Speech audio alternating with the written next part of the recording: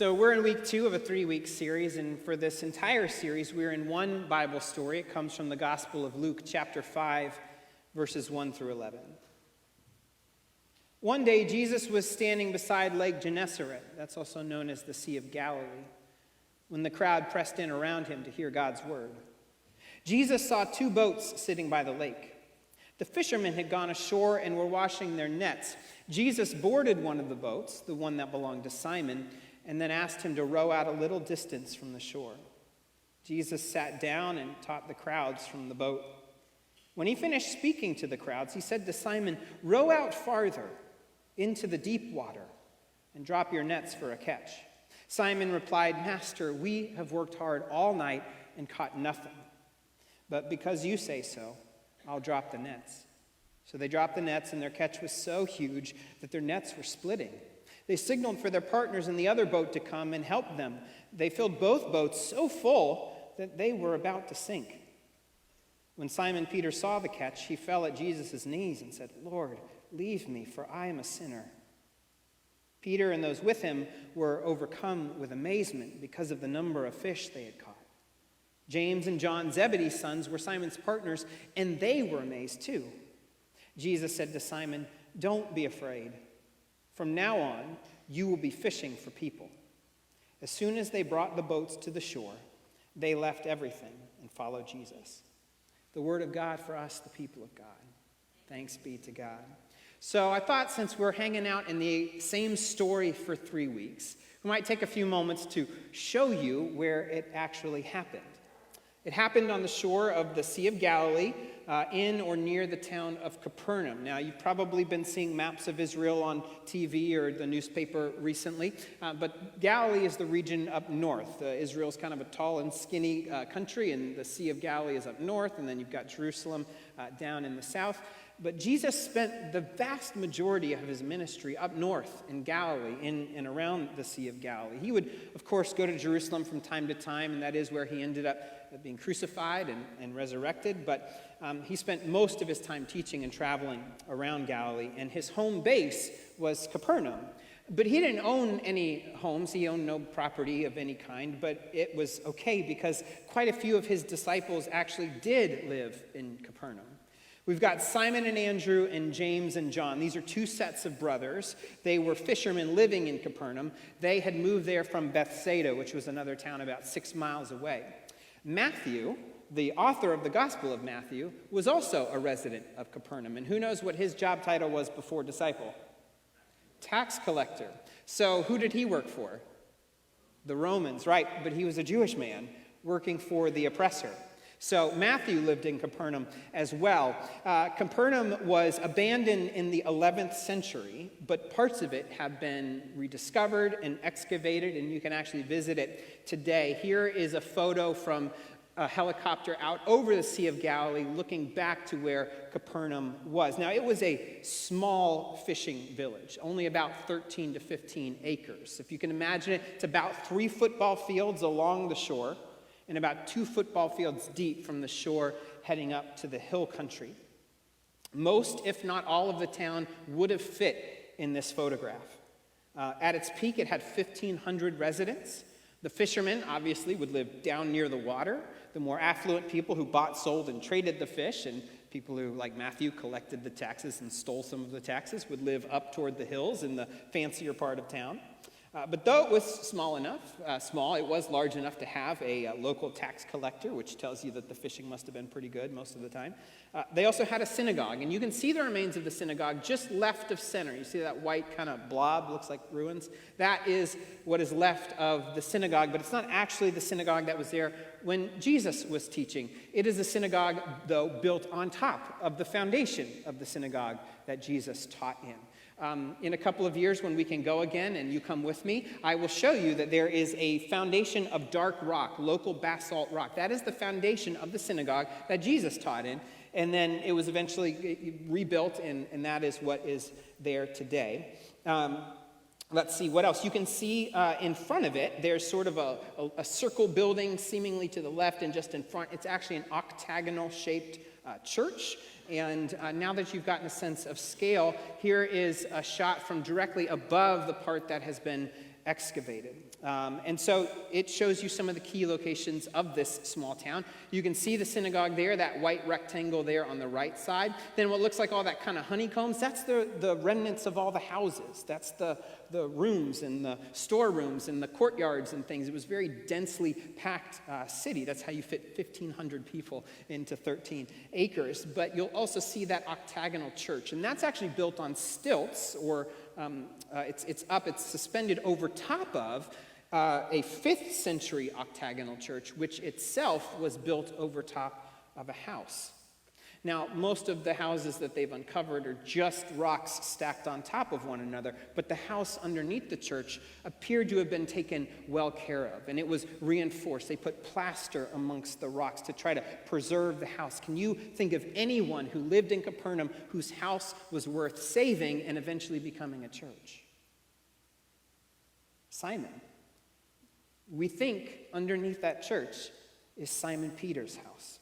That's where Simon lived. And so you might recall the story last week where Jesus went with Simon after synagogue to go heal his mother-in-law, and says he left and walked with Peter. It was like a 60-second walk. You see how close Peter was to the synagogue. Peter also appears to have lakefront property, which is pretty ideal for a fisherman, so maybe that changes a little bit our picture of the story that we read. Now, Peter didn't always fish just right off of his house. They could have been fishing a little bit down the shore. That might have been an easier place to store your boat. But it's also very possible that when Jesus was gathering a crowd too big to hear the message, he was doing it in Peter's literal backyard.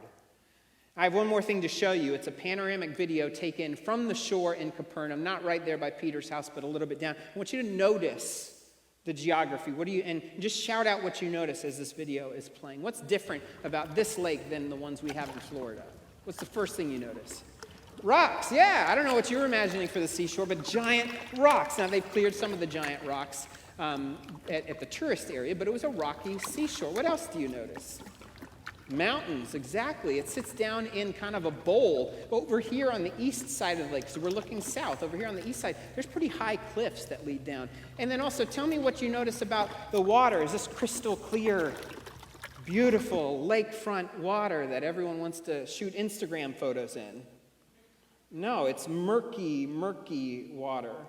And some of this is because I think this is cool and it adds to your picture, and now you can imagine what it was like to be there and have a more accurate picture. But also some of this geography and some of the details of this location are going to come into play a little bit later. But last week we said that Jesus had asked Simon to take him out in the boat a little ways so that he could teach the gathering crowd. And Simon was tired and a little bit cranky from fishing all night, and they caught nothing, and he could have easily said no. He had plenty of excuses to pull out on God, which I have pulled out many of the same excuses. You probably have some excuses as well, but for whatever reason, Simon said yes. And we said that this was the first of 3 fundamental shifts in Simon's relationship with Jesus on his path of discipleship. It went from a one-sided relationship to a reciprocal relationship. Remember first, who had Jesus been to Simon?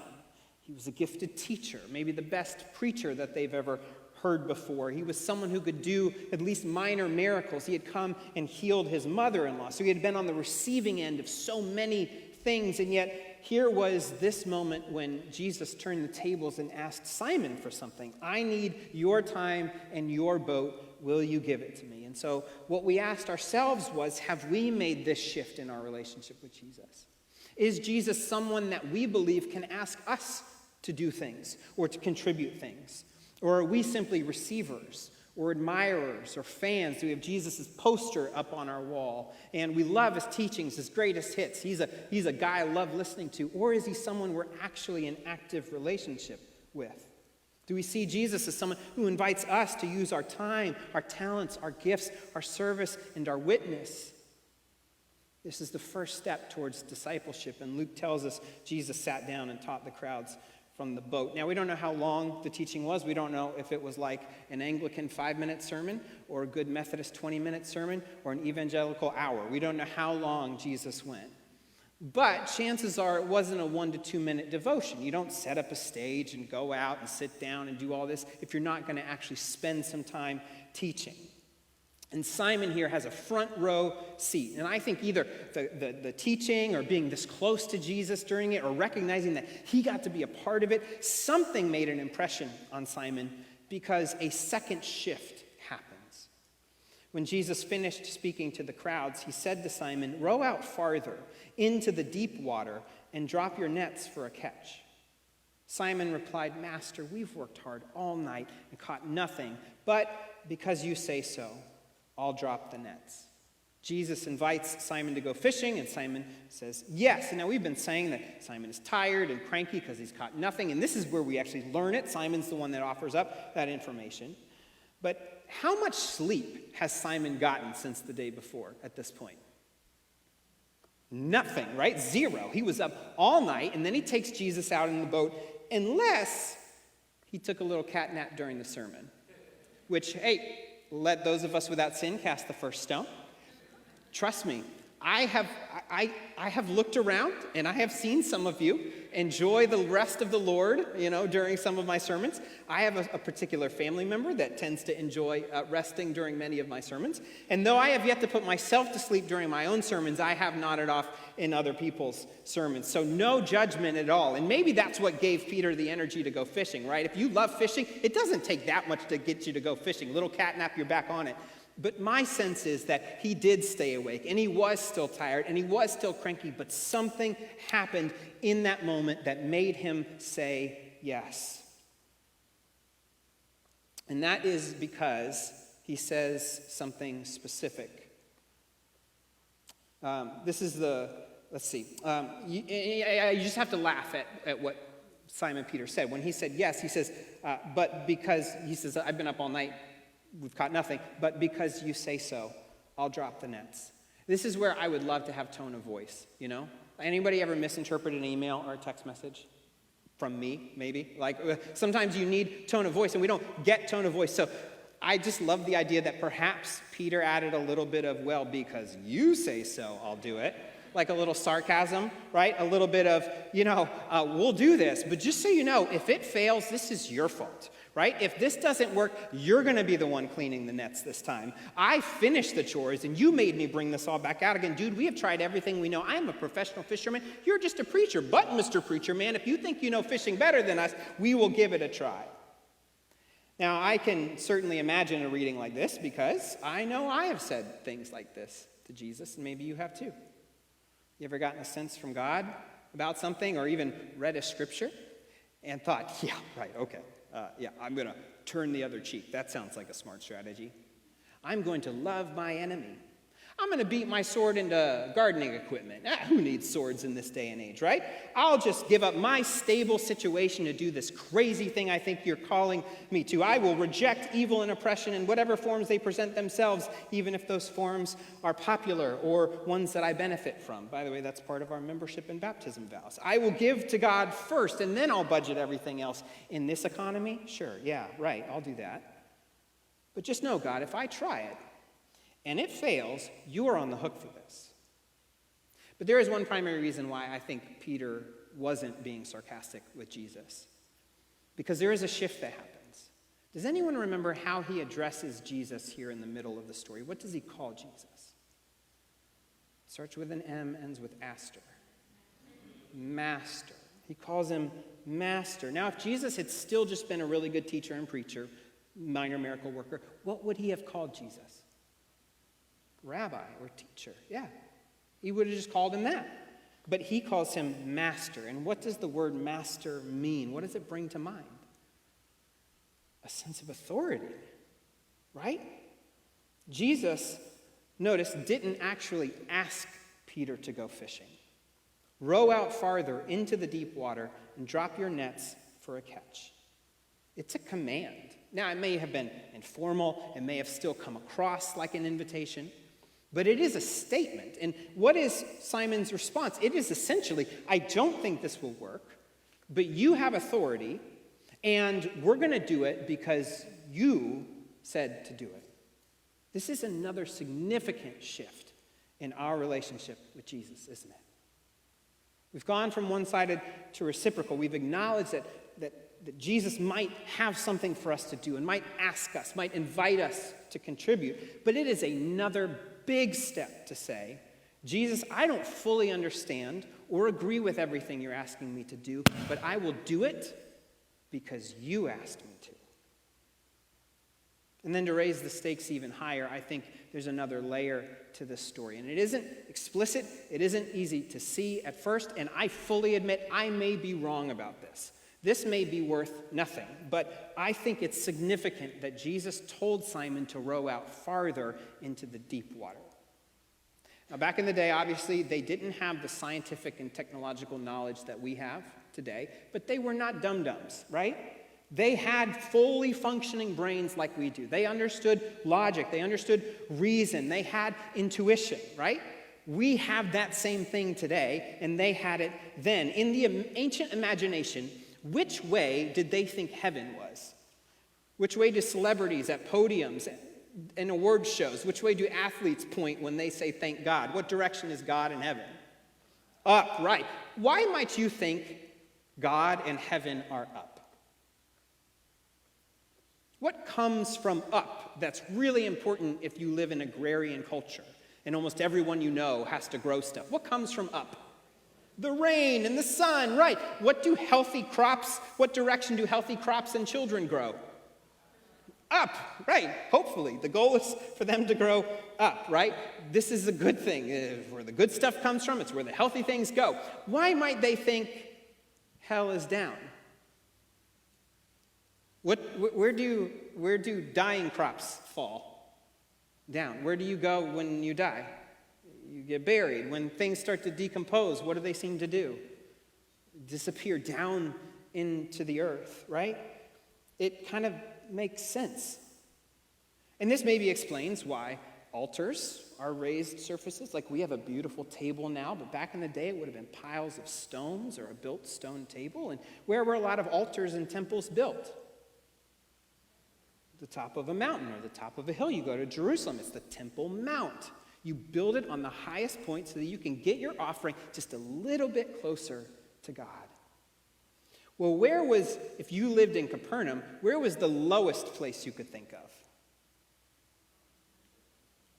How about the bottom of a murky lake? Right?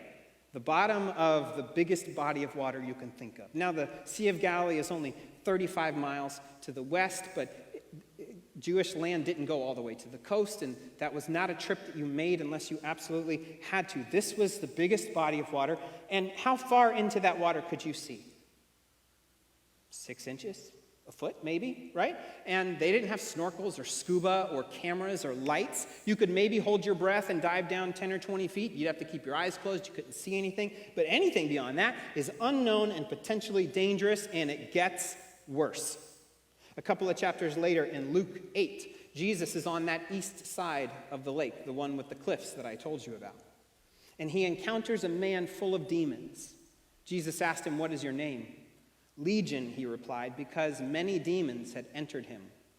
They pleaded with Jesus not to order them to go back into the abyss.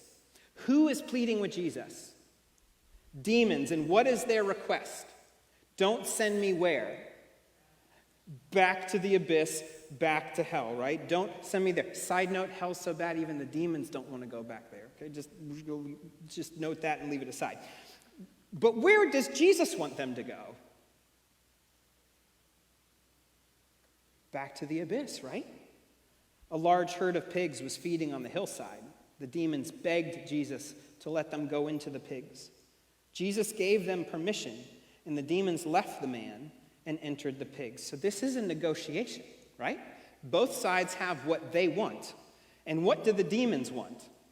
To not go back to the abyss. And so their choice is, let's go to the pigs. We'll hang out there. Then when this guy leaves, we can come back to Mr. Legion. Or when this guy leaves, we'll just find somebody else. We'll just hang in the pigs till this guy's gone. That's our goal. That's how we'll avoid going back to hell. Now, is Jesus a dum-dum? This is the easiest question I've ever asked you. No. Does Jesus get what he wants? It doesn't always make sense to us, but yes, Jesus gets what he wants. And what does he want? Does he want to temporarily free this man of the demons so they can come back into him later? Or does he want to give this man permanent freedom? Does he want to send the demons into a placeholder thing so that they can just run into another person later? No, of course not. Jesus wants the demons to go back to the abyss. So here's what happens. Jesus says, sure, okay, go into those pigs. And the herd rushed down the cliff into the lake and drowned. And I don't think it's here just that because the pigs died, they went back into the abyss. Where did they run? Down into the deep, murky lake. And what is being sort of implied here narratively by Luke is that the abyss and entrance to hell may very well be at the bottom of the Sea of Galilee. And so when Jesus invites Simon, who seems to enjoy fishing in the shallow water, when he invites him to go into the deep water, he isn't just saying, I think there's more fish out there. He is inviting Simon to trust him and to get out of his comfort zone. Do you see that? Take a risk. Let's go where you may not want to go. And Simon says, Master, if you say so, I will. I believe what I told you last week. Sometimes God will ask us for small things, easy things. Things that are just invitations, already within your skill set, already within your means, already within your comfort zone. Things that are minor detours or minor inconveniences. Can I use your boat? Sure, let's do it. But sometimes Jesus also invites us to try things that are new or to try old things in new ways. Jesus tells us to take a risk and to get out of our comfort zone, to let go of what we think will work, what we think is possible, and let him be our guide. And how we respond to those commands, when Jesus calls us to get out of our comfort zone, how we respond tells us a lot about who Jesus actually is in our life. Is Jesus our master, or is Jesus our advisor? Does Jesus have authority over us, or is this like an even partnership?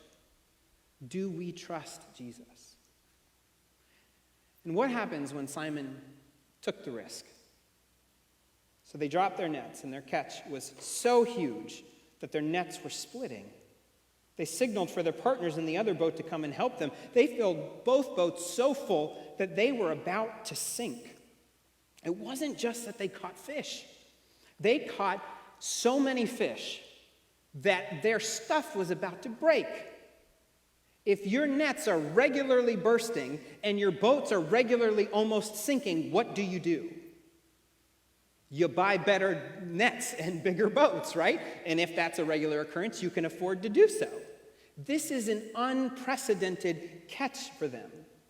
When they did it their own way, under their own power, using their regular methods, within their comfort zone, in the safety of the shallow water, how many fish did they catch? None.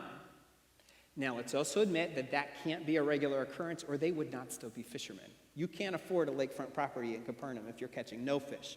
But Luke is telling us this story on purpose. When they are doing their regular thing, the regular way, in the comfortable, safe place, they catch no fish. When they trust Jesus to go where he sent them, even if it was scary, they catch so much fish that it's never been something they've even experienced before. Now, does this mean that if we do our season of revisioning properly, then suddenly we'll have more people in the room than could fit? We'll suddenly need to add a third and fourth service, and we'll suddenly need to add a Saturday night service. I mean, maybe. Let's not rule that out today, but it's also not likely to happen overnight. I loved how many of you came up to me after Easter and said, wasn't that amazing? How many people were here? We spent the first 10 minutes looking for every chair in the building. We had people in the family room. We had regulars sitting in the lobby listening because there wasn't room in here. And you guys got so excited, and you should be excited. Now, are numbers the end-all be-all? Are we called to just have as many butts and seats and dollars on the plate as possible? Audrey, our finance chair, says yes, but no, I'm just kidding. She's a wonderful leader here. No, making disciples is what matters, but let me ask you the hard question I wrestle with myself and have every year for the almost 6 years I've been here. Granting that God is the one who makes churches grow, and that God can do anything God wants at any point in time. God could suddenly decide that our regular stuff is the thing that matters and suddenly bring 1,000 people here next Sunday. We're not prepared for that, but it could happen. But Are we fishing in the deep water where God calls us? Or do we enjoy splashing around in the shallow water? Where might be the deep water in your life? Where might be the deep water in our community? Where might be the deep water within our church? Right? And when we're able to hear this call, how do you and how do I and how do we respond? I'll remind you that in the lobby we've got our kind of fake fishing net up with a whole bunch of tags, and I invite you to write a prayer or write an idea or even just write a single word that God has placed on your heart. And maybe some of you have got a prayer or an idea or a word, but you don't want to put it up there because it seems too crazy, or it seems too dangerous, or it seems too expensive, or if it's up there, Pastor Dan's just going to laugh about it. Maybe those are the very ideas God is wanting to bring forward. And when we feel that call, and when we discern that call as a church together, do we answer, nah, we've tried that before? Or no, that doesn't work in a community like this? Or that's too risky? Or that costs too much? Or do we say, Master, we've worked hard, and we've caught what we've caught, but because you say so, we'll go and drop the nets.